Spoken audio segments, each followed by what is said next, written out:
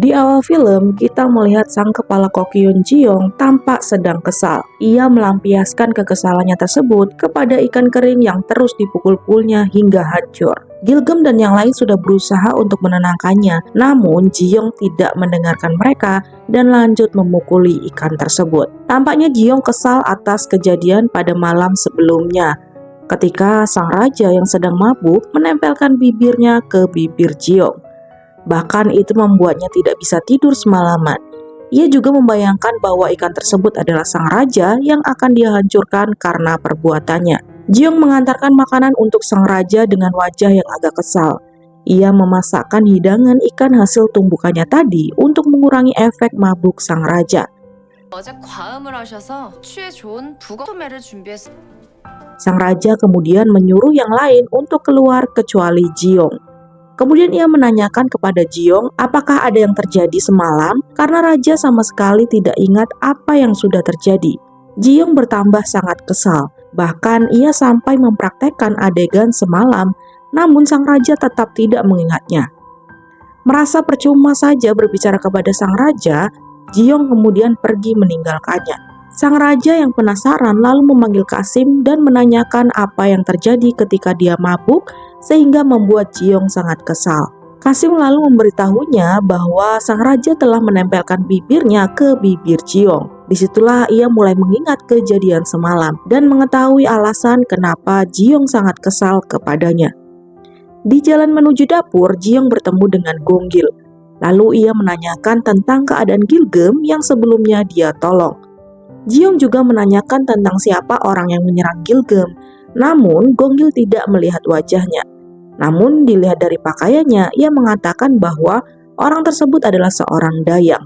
Selain itu, Gong-gil juga menemukan sebuah tusuk konde milik orang tersebut, yang ternyata berpasangan dengan yang pernah ia temukan di genggaman kakaknya ketika sang kakak meninggal sepulang dari istana. Dan ternyata itulah alasan Gong-gil juga berada di sana. Sepertinya ia ingin menemukan orang yang telah membunuh kakaknya dahulu. Di sisi lain, sang raja mendapatkan kabar bahwa akan ada utusan dari kerajaan Ming yang akan berkunjung ke istananya. Ia berkunjung untuk membahas tentang pasokan ginseng yang ada di sana. Selain itu, mereka juga mengutus seorang pimpinan dari 8 imperial yang juga dikenal sebagai direktur yang bernama Yu-kun. Yu-kun dikenal sebagai orang yang cukup sulit untuk ditangani. Selain itu, ia juga sangat pemilih dalam soal urusan makanan. Sang kepala sekretaris yang sudah mengetahui kejadian antara raja dan Ji-young kemudian memberi saran kepada raja untuk memberi Ji-young hadiah sebagai permintaan maaf. Ia juga menyarankan kepada sang raja agar ia mencari tahu sendiri tentang apa hadiah yang diinginkan oleh Ji-young. Keesokan harinya, raja dan para menteri mengadakan rapat. Mereka membahas tentang perjamuan untuk Yun-kun yang akan berkunjung ke istana tersebut. Salah satu dari menteri menyarankan untuk memberikan banyak perak kepada Yun-kun sebagai buah tangan. Namun sang raja menentangnya karena baginya jumlah tersebut sangat banyak dan perak yang dimiliki oleh mereka adalah hasil keringat dari para rakyat. Jadi mereka tidak berhak seenaknya memberikan perak tersebut kepada Yun-kun. Akhirnya raja hanya setuju untuk memberikan beberapa jumlah perak saja. Setelah rapat, raja diberitahu bahwa selir Mukju ingin raja datang mengunjunginya. Namun sang raja menolak. Ia mengatakan bahwa dia tidak ingin menemui siapapun hari itu. Di sisi lain, selir Mukju yang sedang bersolek dan menunggu kedatangan sang raja merasa sangat kecewa dan marah ketika mendengar bahwa sang raja menolak untuk bertemu dengan dirinya. Hari itu, perasaan sang raja sedang campur aduk. Usahanya untuk menemukan pelaku yang membunuh ibunya masih belum juga berhasil, membuat pikiran dan hatinya sangat gelisah. Sampai-sampai tanpa sadar dia berjalan menuju ke dapur istana. Dan ketika menyadarinya, ia langsung teringat semua kenangan bersama Ji-young. Hatinya yang gelisah dan pikirannya yang kacau membuatnya tidak ingin makan apapun di hari itu. Ji-young juga diberitahu bahwa raja sedang tidak ingin makan apapun. Namun dia tidak menyerah, ia tetap akan masak untuk sang raja. Semua usaha ia lakukan, mulai dari makan siang, makan malam, sampai sarapan. Namun semuanya tetap ditolak oleh sang raja. Malam itu, Ji-young duduk di teras kamarnya sambil memandangi bulan. Ia lalu teringat ayahnya dan mengatakan bahwa dia sangat merindukannya. Sedangkan di tempat lain, sang raja juga sedang menatap bulan yang sama. Bahkan ia tiba-tiba terbayangkan wajah Jiong, lalu membuatnya merasa lapar. Ia kemudian meminta untuk dimasakkan makan malam karena merasa sangat lapar. Dengan semangat, Jiong mengantarkan makanan yang telah dia masak. Ketika raja melihat wajah Jiong, seketika hatinya menjadi sangat tenang. Kemudian Jiong menjelaskan tentang masakannya di mana ia memasak sup ayam untuk sang raja agar hatinya lebih tenang. Seperti biasa, makanan Jiong tidak pernah mengecewakan. Sang raja sangat terbuai dengan rasa yang ada pada makanan tersebut. Seketika suasana hatinya berubah menjadi sangat baik. Setelah selesai, Jiong merasakan kebanggaan sendiri dalam dirinya.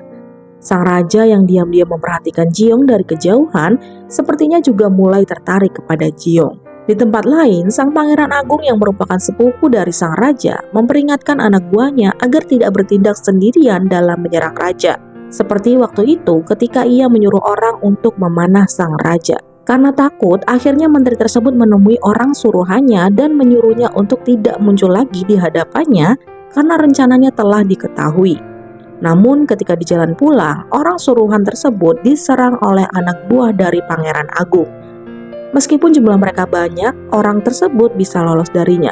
Dan ternyata orang suruhan itu adalah Gonggil yang sengaja menyamar. Dan kini ia tahu bahwa pangeran agung merupakan musuh sang raja. Sedangkan di tempat lain, Selir Mokju menyuruh dayangnya untuk mengirimkan pesan kepada Kokimeng, di mana ia menyuruh Kokimeng untuk memasakkan sang raja sesuai dengan menu yang dia berikan. Karena hari itu raja sedang menjalani medical check up. Jadi ia bermaksud menyenangkan hati raja dengan memasakkannya. Sedangkan di dapur istana, mereka baru saja mendapatkan daging segar untuk dimasak sebagai hidangan raja setelah medical check up. Jiong kemudian mengajak yang lain untuk rapat menentukan menu. Namun tiba-tiba Kokimeng mengatakan bahwa dialah yang akan memasak untuk raja atas perintah dari Selir Mokju. Namun Jiong yang merasa itu bukan perintah dari sang raja, jadi ia tetap akan memasak untuk sang raja dan juga pangeran agung yang juga akan datang pada hari itu. Dengan keahliannya, ia kemudian mulai memasak dan mengolah daging segar yang baru mereka dapatkan. Tak lupa ia juga sambil menjelaskan kepada yang lain agar mereka bisa belajar darinya. juga 금막도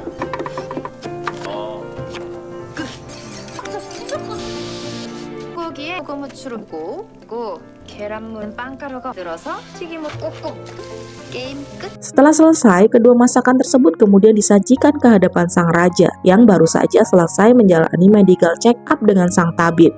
Ia sempat bingung mengapa ada dua menu masakan. Kemudian Selir Mokju mencoba menyalahkan Jiong dan mengatakan bahwa sebenarnya ia sudah mengatakan kepadanya bahwa dia tidak usah memasak. Namun Jiong tetap memasak. Namun untungnya sang raja membela Jiong dan itu semakin membuat Selir Mokju kebakaran jenggot. Ia kemudian melihat sup dingin yang disajikan oleh Selir Mokju dan sang raja hanya bisa mencicipi saja. Karena dari hasil medical check up, untuk sementara ia belum diperbolehkan memakan makanan yang cenderung dingin. Kemudian dia mencicipi hidangan milik Jiong. Begitu juga dengan Pangeran Agung. Setelah memakannya, mereka berdua benar-benar menikmatinya, bahkan memakannya sampai benar-benar habis.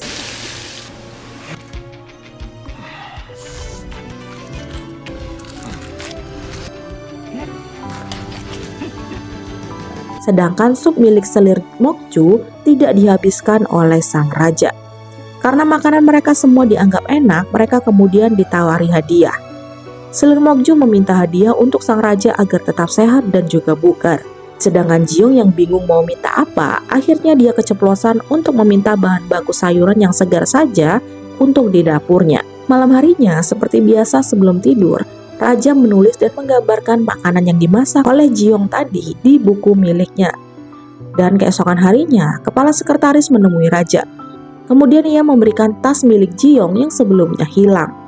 Kemudian dia menyarankan raja untuk memberikan tas tersebut kepada Jiong sebagai hadiah dan juga permintaan maaf.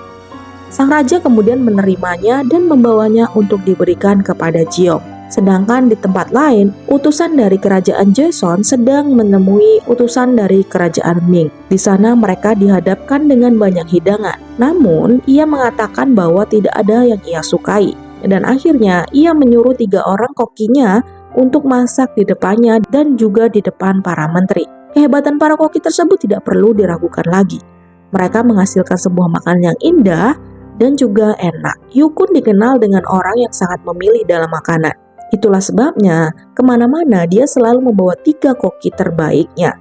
Jiung dibawa Kasim menuju ke sebuah tempat, yang katanya tempat tersebut merupakan gudang buah dan juga gudang sayuran untuk kerajaan. Dan ketika masuk, Jiung sangat terpukau. Ia melihat sangat banyak tumbuhan yang ada di sana.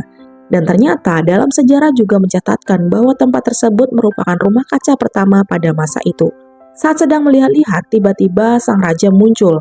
Kemudian dia mengatakan bahwa Jiung bebas mengambil bahan apapun dari sana, karena itu hadiah yang dia minta sebelumnya. Jiung sangat bahagia melihat semua yang ada di sana. Ditambah lagi ketika dia melihat cabai yang dianggap makanan beracun oleh sang raja karena rasanya yang terlalu pedas. Namun bagi Jiung itu adalah rezeki nomplok. Kemudian raja juga memberikan tas milik Jiung, dan saking senangnya dia sampai memeluk sang raja dan menangis terharu.